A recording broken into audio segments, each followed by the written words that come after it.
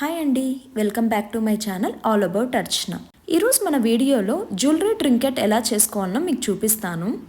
Jewellery trinket అంటే ఏంటి అనుకుంటున్నారా? అదే అండి, జ్యువెలరీ ట్రేస్.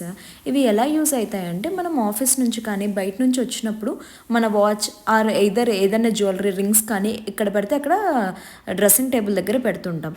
సో అలాంటి ఒక ట్రే మనతో ఉంటే ఎక్కడ పడితే అక్కడ మనం పెట్టకుండా ఆర్గనైజ్గా ఉంటుందనేసి నేను ఈ వీడియో చేస్తున్నానండి.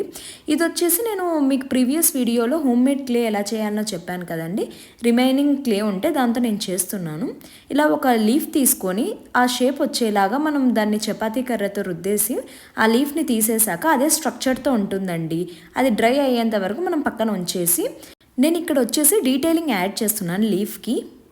మీ దగ్గర అల్యూమినియం ఫాయిల్ ఉంటే అది యూస్ చేసుకోవచ్చు, లేదా ఏదో ఒక న్యూస్ పేపర్ చిన్న బాల్స్ లాగా చేసి నేను వీడియోలో చూపిస్తున్న విధంగా ప్లేస్ చేసామనుకోండి, అది లీఫ్ షేప్ ఎగ్జాక్ట్గా వస్తుందండి. డ్రై అయిన తర్వాత మీకు చూపిస్తాను ఎలా వస్తుంది ఎగ్జాక్ట్గా అనేసి.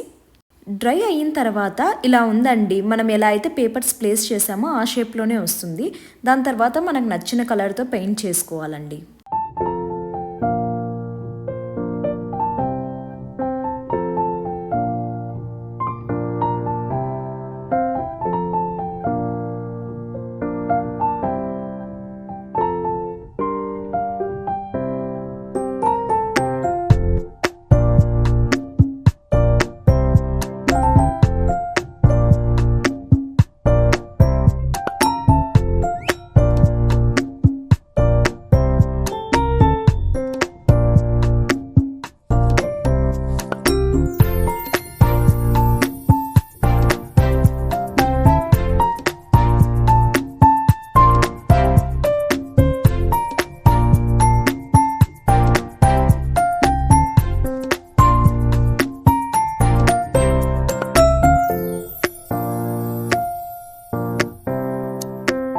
నేను ఫస్ట్ ట్రింకెట్ వచ్చేసి కార్న్ఫ్లోర్తో మనం హోమ్ మేడ్ క్లే ప్రిపేర్ చేసాం కదా, దాంతో చేస్తున్నాను. ఈ ట్రింకెట్ వచ్చేసి నేను వాల్ పుట్టితో మనం ప్రిపేర్ చేసాం కదా క్లే, దాంతో చేస్తున్నానండి. ఇప్పుడు నేను చేస్తున్న ట్రింకెట్ వచ్చేసి నేను ఆల్రెడీ అజియోలో చూశానండి, నాకు బాగా నచ్చింది. కానీ ప్రైస్ అయితే 8,000 ఉందండి. అదే వర్త్ ఇట్ కాదనేసి నేనే ట్రై చేస్తున్నాను. ఎగ్జాక్ట్గా రాకపోయినా సిమిలర్గా వచ్చిందనొచ్చండి కొద్దిగా.